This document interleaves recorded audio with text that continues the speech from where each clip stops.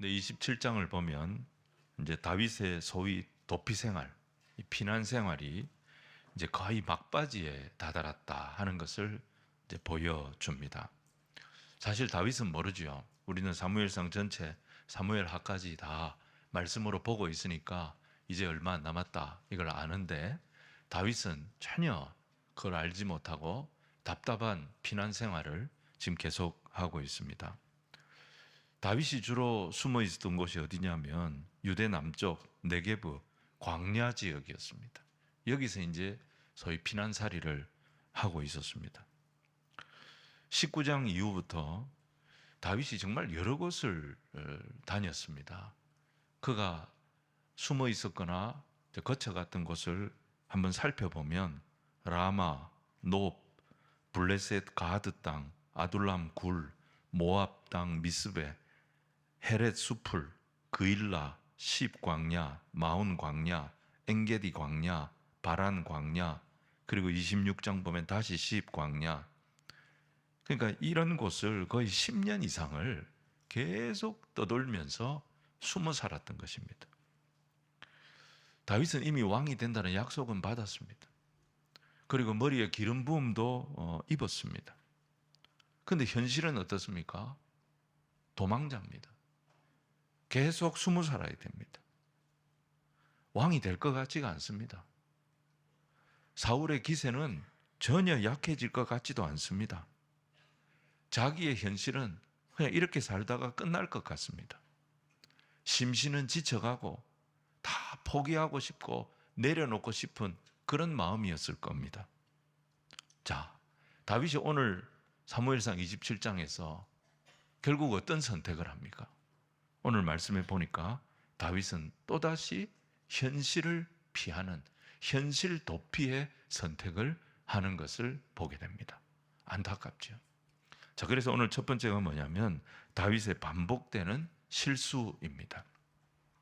27장 우리가 읽었지만 1절 말씀을 같이 한번 읽겠습니다. 시작. 다윗이 그 마음에 생각하기를 내가 후일에는 사울의 손에 붙잡히리니 블레셋 사람들의 땅으로 피하여 들어가는 것이 좋으리로다. 사울이 이스라엘 온 영토 내에서 다시 나를 찾다가 단념하리니 내가 그의 손에서 벗어나리라 하고. 여러분 여기에 보시면 그가 마음에 생각하기를 그랬습니다. 이게 하나님을 생각한 걸까요? 아닙니다. 무슨 기도를 한 걸까요? 그것도 아닙니다. 그냥 뭐죠? 자기 생각이 많아진 거예요. 다윗의 생각이 많아진 거예요. 우리가 언제 위험해지냐면 생각이 많아질 때입니다. 근데 오늘 1절 말씀을 보시면 다윗이 그 마음에 생각하기를, 기도가 아니에요. 생각이 많아진 겁니다. 자, 그가 생각이 많아지면서 어떤 결론을 내리게 됩니까? 내가 언젠가는 사울에게 붙잡힐 것 같다. 자, 자기가 붙잡힐 것 같아요. 그리고 또 무슨 생각합니까? 그렇다면 차라리 내가 블레셋 사람의 땅으로 들어가는 것이 좋겠다. 또 뭡니까? 그렇게 하면 사울이 나를 단념할 것 같다. 그래서 내가 살 것 같다. 이 세 가지 생각을 한 거예요. 블레셋 사람의 땅으로 피하는 것이 좋으리로다. 이렇게 되어 있는데 옛날 성경에는 번역이 더 잘 되어 있는 것 같아요. 상책이로다. 블레셋 사람의 땅으로 피하는 것이 상책이로다. 훨씬 더 와닿습니다. 그러니까 사람의 생각은 무슨 지배를 받냐면 자기 본성의 지배를 받는 거예요. 생각이 많아지면 많아질수록 결국 자기 본성에 편한 대로 가게 되는 것입니다. 자, 두려움을 피하려고, 염려를 피하려고 그가 찾은 최선의 선택이 뭐냐?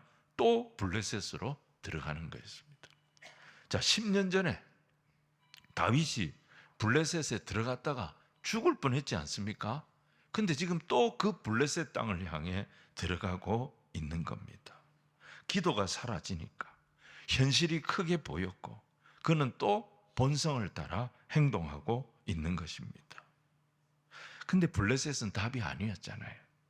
10년 전에 답이라 생각하고 들어갔다가 죽을 뻔했었잖아요. 근데 기도가 사라지니까, 생각이 많아지니까 이 가짜 피난처, 거짓 피난처, 이 블레셋이 또 뭐예요? 상책이로다. 상책으로 떠오르기 시작한 겁니다. 근데 오늘 말씀을 보면 이런 실수를 반복하는 다윗을 하나님이 버리셨다는 말씀이 없어요. 다윗이 또 넘어지고 있는데, 또 자빠지고 있는데 하나님은 어떻게 하느냐? 또 그에게 기회를 주시는 거예요. 여러분, 이 하나님이 다윗의 하나님이시면서 저와 여러분의 하나님이 되심을 믿으시기를 바랍니다. 교회는 어떤 곳이냐? 우리가 다 완전하지가 않습니다. 우리가 사실 다른 사람 흉볼 그런 처지가 아닙니다.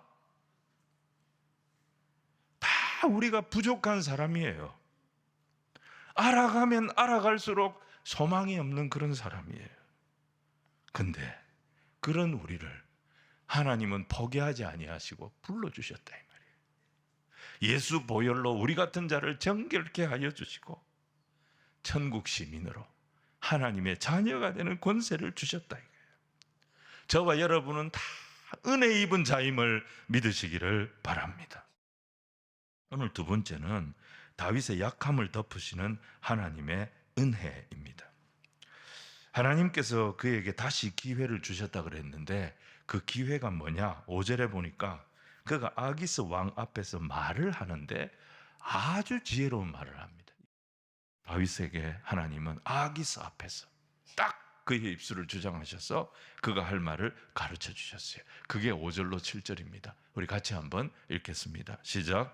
다윗이 아기스에게 이르되 바라건대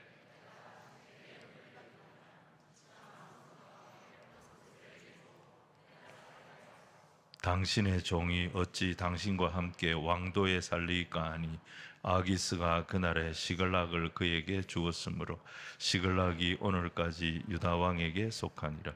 다윗이 블레셋 사람들의 지방에 산 날수는 1년 4개월이었더라. 아기스가 달라진 거예요. 블레셋 사람들이 달라진 거예요. 다윗을 환대를 해준 거예요. 10년 전에 상처가 있잖아요. 근데 이번에는 자기를 환대해 주는 거예요. 자, 근데 그렇다고 해서 다윗이 왕 앞에 엎어지느냐? 그렇지 않았습니다. 왕이 사는 근처에 좋은 땅을 좀 주면 좋겠다고, 우리 600명 살 수 있도록 좋은 땅을 좀 주시면 좋겠다고 그렇게 요구합니까? 그러지 않았어요. 그가 요구했던 게 뭐죠? 지방 성읍을 요구합니다. 시골 땅을 요구합니다. 그래서 받은 땅이 시글락, 변방의 시글락이었습니다. 시글락이 어디냐면 부엘세바, 이스라엘 백성들이 사는 제일 남쪽이 부엘세바입니다. 그래서 이스라엘을 말할 때 뭐라고 하냐면 저 북쪽 끝 단에서 부엘세바까지 이렇게 말하는 거예요. 우리나라로 말하면 백두에서 한라까지, 이게 같은 말인 거죠. 부엘세바가 최남단인데 그 부엘세바의 남쪽 끝이 이 네게부 광야 땅입니다. 거기에 시글락이 있어요. 요 땅을 받은 거예요. 다윗은 반복했어요. 실수를 반복한 거예요. 하나님 백성이 해서는 안 될 선택을 했죠. 그래 블레셋 또 한 거 아닙니까? 이스라엘의 왕이 될 자가 해서는 안 될 선택이잖아요. 블레셋 아기스의 신하가 돼가지고 어떻게 다음에 이스라엘의 왕이 되겠습니까? 다윗이 한 소행을 생각하면 하나님 그렇게 기회를 주셨는데도 또 블레셋으로 들어가는 이 다윗을 보면 하나님 어떻게 하셔야 됩니까? 4절에서 요즘 하는 말로 하나님이 다윗하고 손절해야 되는 거예요. 그런데 하나님은 다윗에게 5절에 아기스 앞에서 어떻게 말할 것인지 그에게 지혜를 주셨습니다. 그리고 시글락의 은혜를 입게 하셨습니다. 그렇게 해서 얻은 이 시글락 땅에서 다윗은 다시 숨을 돌릴 수 있게 된 겁니다. 이게 우리 하나님이 일하시는 방법입니다. 오늘 세 번째는 다윗을 향한 하나님의 강권적인 인도하심입니다. 다윗이 블레셋으로 망명을 간 것은 바른 선택은 아니죠. 근데 하나님은 그곳에서도 은혜를 베푸셨어요. 시글락에 살게 해주셨어요. 인자하신 하나님, 신실하신 하나님, 다윗을 도와주신 거죠. 시글락에 머물 수 있었기 때문에 다윗은 아기스 왕과 큰 충돌을 피할 수가 있었습니다. 사울을 피할 수도 있었고 너무 아기스 왕과 가까이 있었으면 다윗이 힘들었을 거예요. 근데 시글락에 있으니까, 아기스 왕과도 거리가 있으니까 서로 충돌하지 않고 그렇게 지낼 수가 있었던 겁니다. 그런데 다윗 입장에서는 지금 아기스 왕의 은혜를 입은 거예요. 아기스 왕의 은혜를 입었기 때문에 뭔가 블레셋에게 도움이 되는 일을 해야 했습니다. 이게 부담이었죠. 이 당시는 약탈 경제의 시대였습니다. 그래서 누구든지 강한 자가 약한 자의 것을 아무렇게나 힘으로 빼앗고 죽이고, 이게 그냥 일반화되어 있던 그런 시대였습니다. 경제를 그렇게 돌렸습니다. 다윗도 블레셋을 위해서 뭔가를 해야 되니까 블레셋 사람들이 하는 그런 약탈을 다윗도 똑같이 하면서 살았던 것입니다. 그는 아기스 왕을 안심시키기 위해서 자기가 누구를 치느냐, 자기의 동족인 유다 사람들은 다윗에게는 동족이었지만 아기스 왕의 입장에서 보면 원수의 나라입니다. 자기의 동족까지 치면서 아기스 왕에게 충성하는 것처럼 그렇게 아기스 왕을 기만했던 것입니다. 왕을 속였던 거예요. 그러면서 실제로는 어디를 쳤느냐? 유다 백성들을 괴롭히는 광야의 도적제들을 쳐서 약탈을 해가지고 그걸 갖다 바치면서 마치 유다 백성들의 것을 약탈해서 갖다 바치는 것처럼 애매하게 대답을 했던 거예요, 다윗이. 그게 이제 8절로 10절입니다. 우리 같이 한번 읽겠습니다. 시작. 다윗과 그의 사람.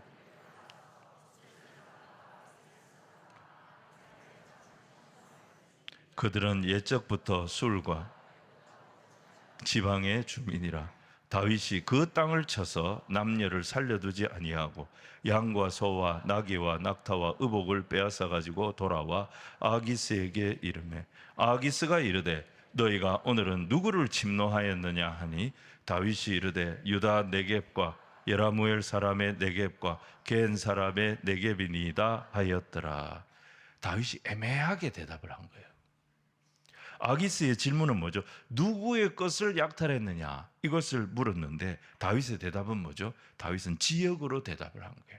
어느 지역, 어느 지역, 어느 지역에서 약탈한 겁니다. 왜냐하면 그 땅에는 유다인들과 이민족들이 섞여서 살고 있었기 때문에 다윗이 완전 거짓말을 한 건 아니죠. 근데 아기스는 받아들일 때, 유다인들도 다윗이 들어가서 막 약탈해가지고 자기에게 가져올 정도로 다윗이 자기 민족에게서 완전히 돌아서서 나한테 지금 충성하고 있구나, 그렇게 안심을 했던 겁니다. 그런데 유다인들 입장에서는 뭐죠? 다윗이 의적 생활을 하고 있는 것이었죠. 그는 유다인들에게 고통을 주는 그런 악한 세력들의 재물을 탈취를 해가지고 아기스 왕에게 갖다 준 거예요. 그래서 아기스의 신임도 얻고 유다 백성들의 신임도 얻고, 그러면서 시글락에서 편안하게 살고 있었던 거예요. 그리고 자기가 그렇게 한다는 사실이 혹시 왕에게 알려질까 봐 어떻게 합니까? 약탈한 지역의 사람들은 다 죽여버린 거예요. 자, 다윗이 굉장히 잘하고 있죠. 다윗의 행동이 바른 행동입니까? 아무리 다윗이 자기 동족인 이스라엘을 해치지 않았다 하더라도 그의 행위 자체는 악한 것입니다. 그러니까 동네 깡패들이 약한 사람들 뭐 이렇게 협박하고 그런다고 그 두드리 패고 돈 빼들어 가지고 조폭 두목한테 가서 다 상납을 한 거예요. 다윗이 이스라엘 땅에 살았다면 이렇게 살 이유가 없죠. 그가 아기스 왕의 도움을 받고 있기 때문에, 아기스 왕의 신하로 들어갔기 때문에 어떻게 살아야 됩니까? 블레셋 사람들처럼 살아야 했던 거예요. 다윗도 블레셋 사람들이 하는 것처럼, 세상 사람들이 하는 것처럼 똑같이 남의 것 빼앗고 약탈하고 죽이고 그렇게 살아야 했습니다. 물론 내 동족은 내가 안 건드린다, 내가 하는 도둑질은 의로운 도둑질이다, 이렇게 변명할 수 있겠지만 도둑놈 거 도둑질한 것도 도둑질입니다. 악한 자 죽이는 것도 살인입니다. 다윗은 판단 잘못해가지고 블레셋 땅에 들어갔어요. 거기서도 하나님은 변함없이 다윗에게 은혜를 주셨어요. 하지만 그렇다고 해서 그가 그 땅에서 그 시대의 불신자들하고 똑같이 살아도 되는, 함부로 약탈하고 그걸 가지고 자기의 부를 누리고 그렇게 살아도 된다는 면죄부 하나님께 받은 것은 아니었습니다. 하나님은 그런 다윗을 1년 4개월을 딱 지켜보셨어요. 1년 4개월 딱 지켜보신 뒤에 거기 오래 살지 못하게 하십니다. 28장 1절 보면 갑자기 아기스 왕이 이스라엘과 전쟁을 하겠다고 선포를 합니다. 그리고 다윗에게 명령을 했습니다. 당신은 당신의 동족도 쳐서 그 전리품을 가져와서 나에게 바칠 정도로 충성스러운 신하이니 당신의 동족과 하는 이 전쟁에도 당신이 참전할 것을 명령합니다. 명령한 거예요. 그가 거짓말로 위기를 모면해 왔던 것이 진짜 위기가 돼서 돌아온 거예요. 자기 동족과 전쟁을 할 판이 된 것입니다. 그런데 이것도 다윗을 사랑하시는 하나님의 인도였어요. 다윗이 계속 이래 내버려두면 어찌 됩니까? 다른 사람 속이고 약탈이나 하고 사람 죽이고 악한 자에게 빌붙어 사는 그런 인간밖에 안 되는 거예요. 거룩한 하나님의 백성의 삶을 회복해야지. 하나님의 기름 부음 받은 자답게 살아야지.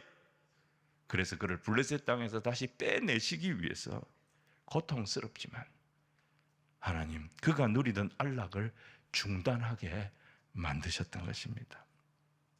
여러분, 우리는 의를 사모하면서 살아야 됩니다. 프랑스는 18세기 후반에 왕정이 무너지면서 나라가 큰 혼란을 겪게 됩니다. 영국에서도 혁명이 일어나고 프랑스에서도 혁명이 일어나는데 영국은 명예혁명이라 피해 혁명을 피해갔습니다. 그런데 프랑스는 엄청난 피해 혁명이 일어났습니다. 사실 이 피해 혁명을 반대했던 온건파의 수장이 미라보 백작이었습니다. 이 미라보 백작이 정권을 잡았다면 이 피해 혁명이 일어나지 않았을 겁니다. 그런데 정권을 미라보가 잡지 못합니다. 정권을 미라보가 잡지 못하고 이 정권이 누구에게 넘어가느냐? 과격파에게 넘어갑니다. 로베스피에르라고 하는 유명한 과격파죠. 이 사람에게 프랑스 정권이 넘어갑니다. 이 사람은 단두대를 만듭니다. 단두대를 발명한 사람이에요. 그리고 자기가 만든 단두대에서 2만 명의 자기 정적들을 처형시켰습니다. 그리고 결국 자기도 그 단두대에서 죽게 됩니다. 온 프랑스를 피해 혁명으로 얼룩지게 만들었습니다. 왜 미라보가 정권을 뺏겼느냐?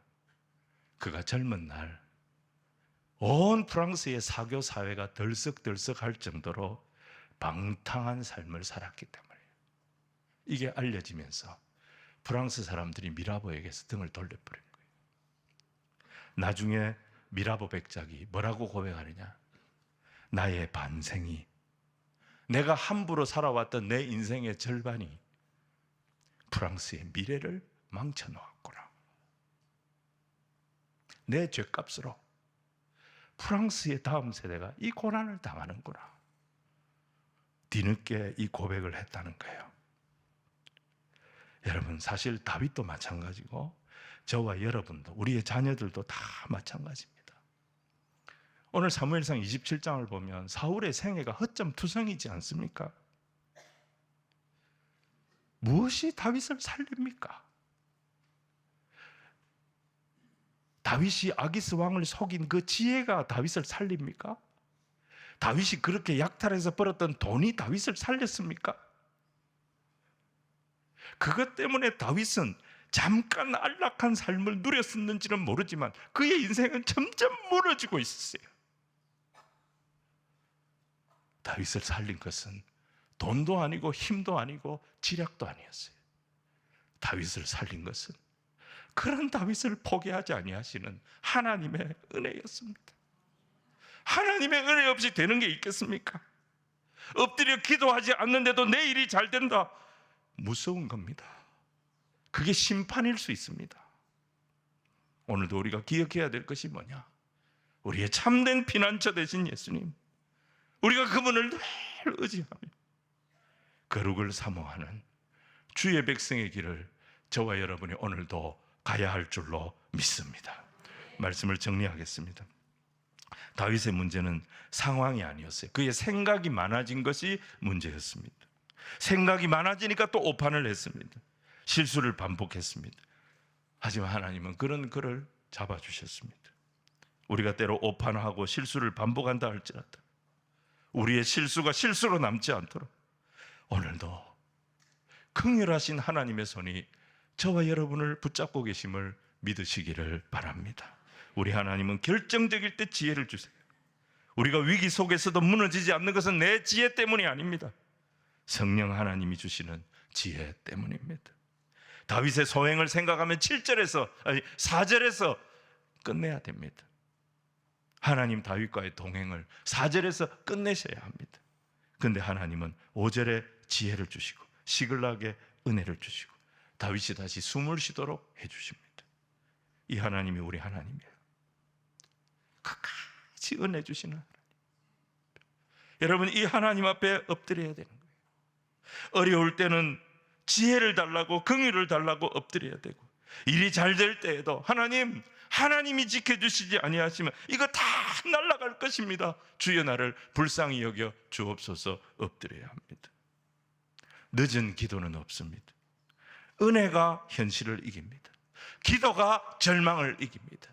하나님을 바라볼 때 우리의 모든 무너진 자리에서 다시 일어나는 역사를 보게 될 것입니다. 그리고 끝으로 우리는 어디서도 자기 합리화를 하면 안 됩니다. 아무리 은혜의 하나님이라 할지라도 우리 하나님은 죄를 싫어하시는 거룩하신 하나님이십니다. 하나님 백성은 하나님이 기뻐하시는 길을 가야 합니다. 그래야 지금 우리가 하는 이 수고가 미래를 위해서 쓰임받게 됩니다. 지금 우리가 살아가는 이 삶이 우리의 자녀들에게 선한 발걸음이 되는 것입니다. 오늘도 부족한 나를 사랑으로 도우시며 천국 가는 그날까지 강권적으로 인도해 가시는 우리 주님의 도우심 속에 내가 살고 있다. 이거 잊지 아니하고 우리의 입에서 늘 찬송과 감사와 기도와 예배와 헌신이 중단되지 않는 그런 저와 여러분이 되어지기를 주님 이름으로 축원을 드립니다.